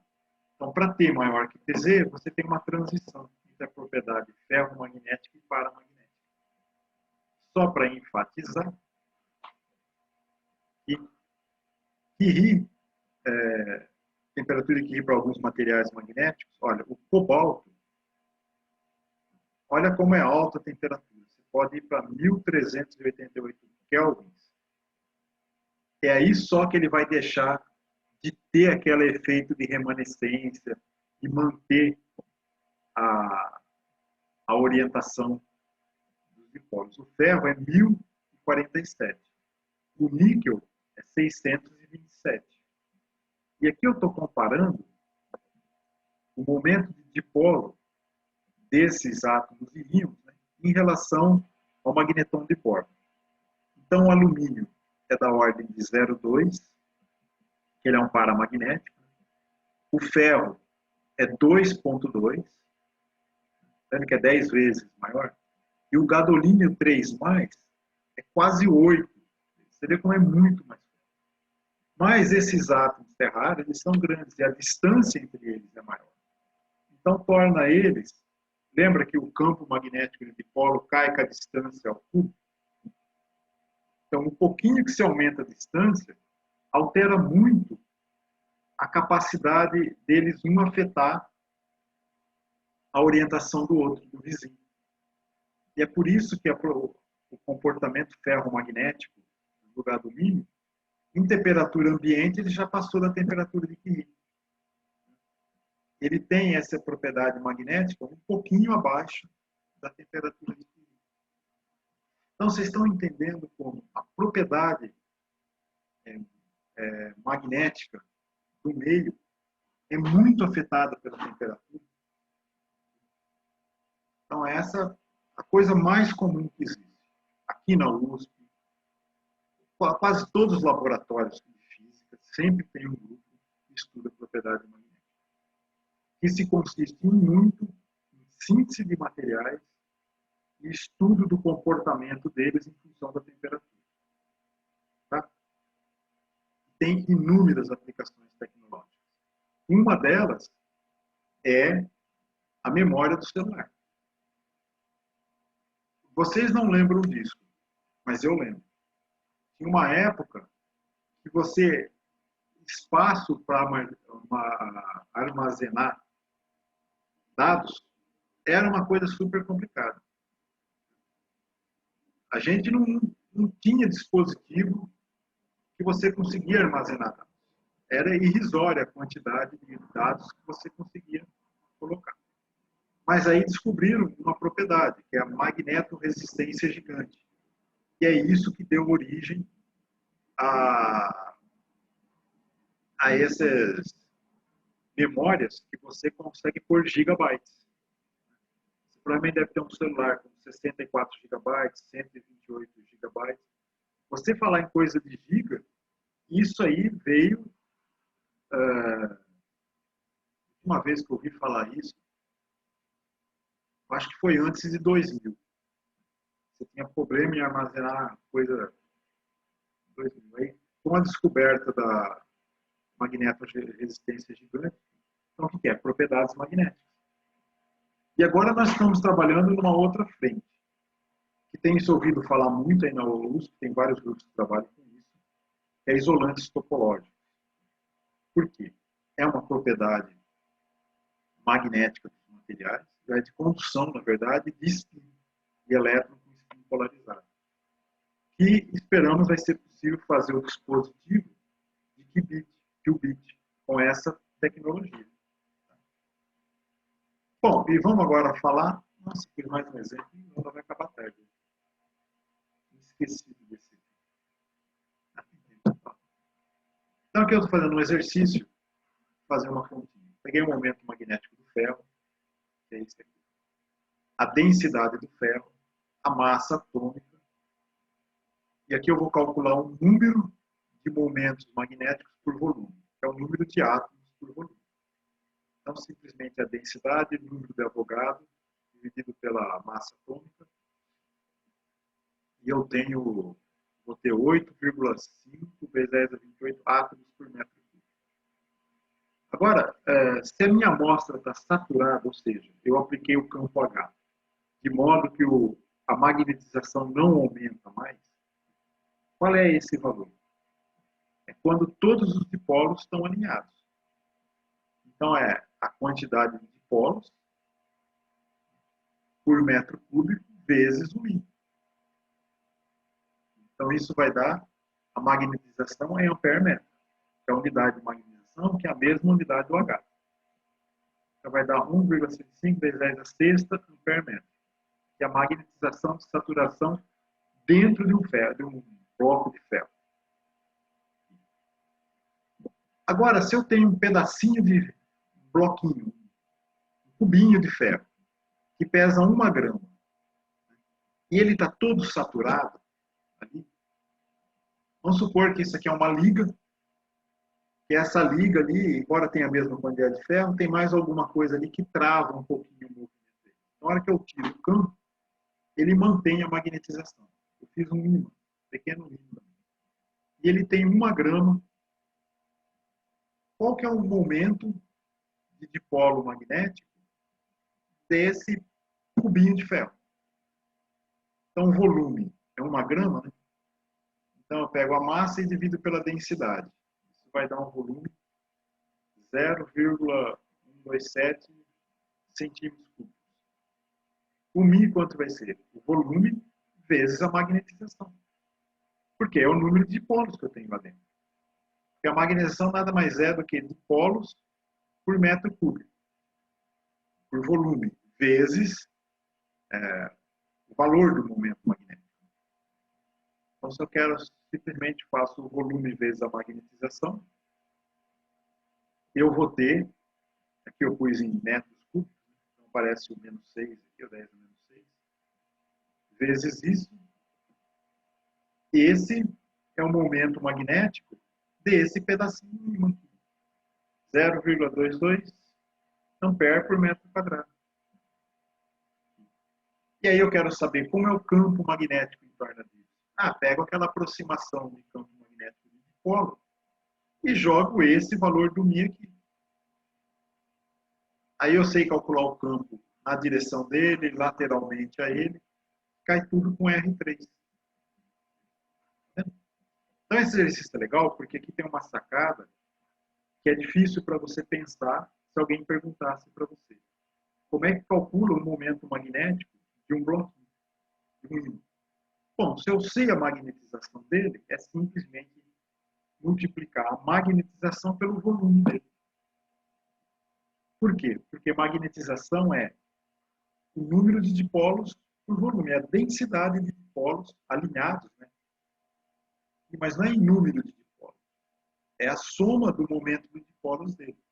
Não é o valor do dipolo resultante por volume. Então, se eu multiplico pelo volume, eu tenho o momento de dipolo desse ímãzinho aqui. Que eu posso calcular o campo dele facinho na aproximação de campo de dipolo magnético.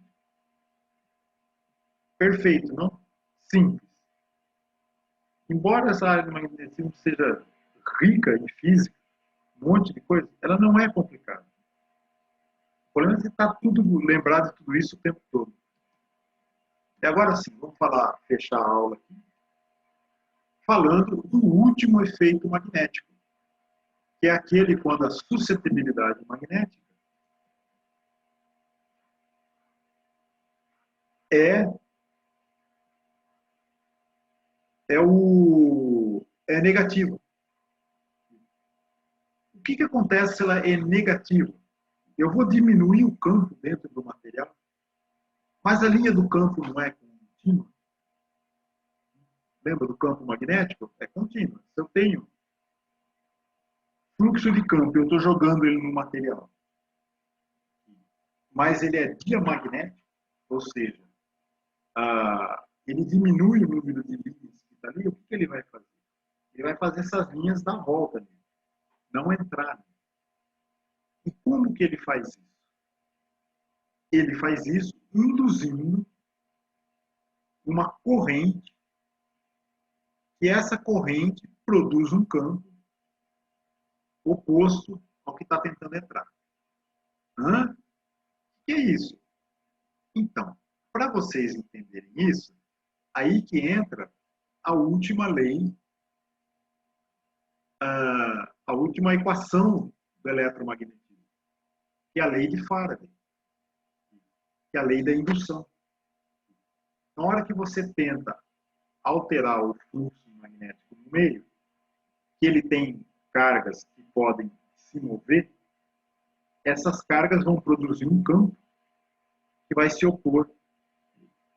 Então, quando você vê o diamagnetismo, você vê ele em materiais onde não tem magnetismo, porque o efeito de magnetismo é sempre mais forte do que o diamagnetismo, embora esse diamagnetismo ocorra em todos eles. Mas você não percebe, porque ele é sobreposto, né, pelo efeito de magnetismo.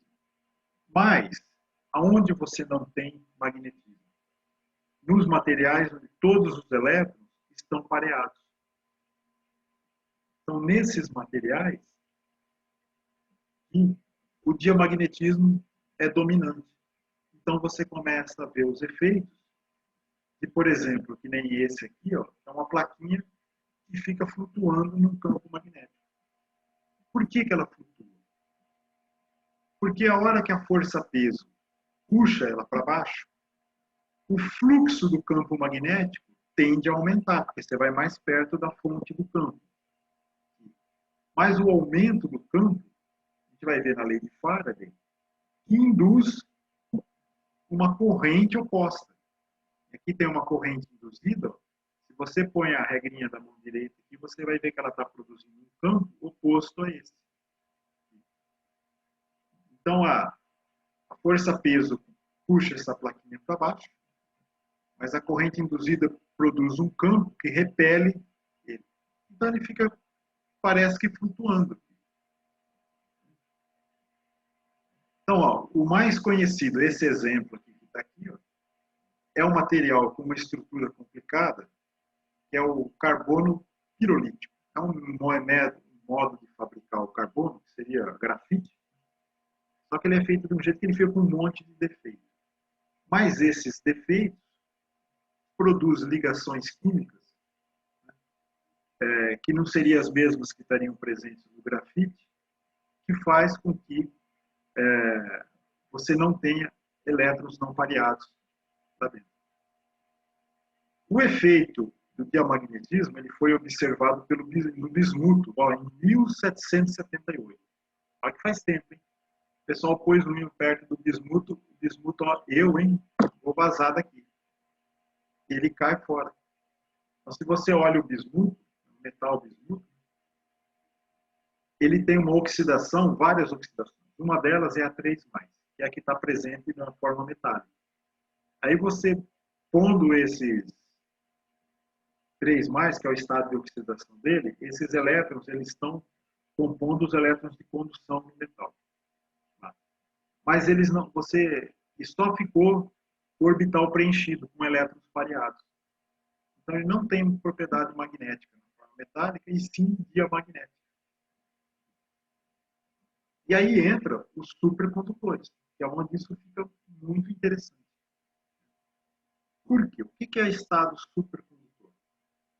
Talvez alguns de vocês se interessem em estudar essa área e vai entender isso bem a fundo.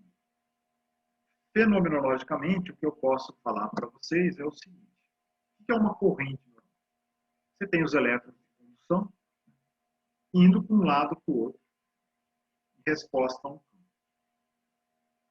No supercondutor, você abaixa a temperatura e esses elétrons de condução, eles conseguem formar um parzinho, chamado pares de Cooper, que é um para baixo e um para cima. Eles se agrupam num estado, que está lá, que agora ele não tem mais espin. Então ele deixa de ser um férmion, que é uma partícula de spin meio, que obedece o princípio de exclusão de Pauli, e vira uma partícula de momento angular zero, de spin zero. E a estatística delas é simplesmente, você pode pôr quantas você quiser no mesmo estado de energia. Então, numa banda de condução, num estado de energia, você pode pôr todos os elétrons que você tiver. E eles vão ser conduzidos sem resistência no material. Então, na hora que você tem isso livre, você aplica um campo, o campo gerado aqui dentro, essa indução aqui, como ela não tem resistência para girar, ela é igualzinho o campo que está entrando. Então, ela se opõe, a linha de campo não passa por dentro. Então, você tem a condição ideal. Até que o pessoal fala de fazer, usar supercondutores para fazer trem de levitação, tá? Mas não é por causa desse efeito, não. Lá o efeito é outro, que a gente vai ver, a hora que a gente vê corrente de Foucault, está associado com a lei de Faraday. Bom, pessoal, tem tanta coisa para falar sobre isso, que se a gente fosse entrar nisso, daria para fazer, acho que só um curso sobre materiais magnéticos. Se fosse entrar nos detalhes da propriedade de cada um deles. Mas eu achei importante falar para vocês ao mesmo nível de detalhes que a gente falou dos dielétricos, que é simplesmente a constante magnética, a suscetibilidade magnética, a permeabilidade magnética. Quais os tipos que tem e a ordem de grandezas delas. Então, o diamagnético e o paramagnético, a suscetibilidade magnética é em torno de zero. Nos paramagnéticos ela é positiva, nos diamagnéticos ela é negativa. Está lá no primeiro slide da aula de hoje, eu resumi isso. E os ferromagnéticos ou antiferromagnéticos são aqueles que a suscetibilidade magnética é muito maior que isso. Tá? Então, é isso, pessoal. Espero que vocês tenham gostado da aula, aprendido bastante. Eu sei que tem bastante coisa que a gente viu desde o começo, depois da segunda prova. Eu vou pôr a prova daqui a pouco lá no site.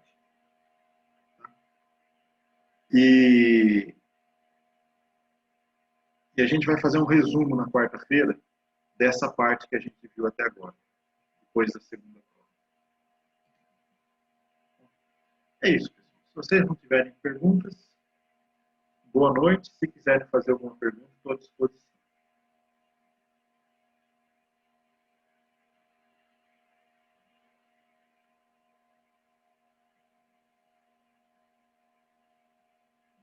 Tchau, boa noite.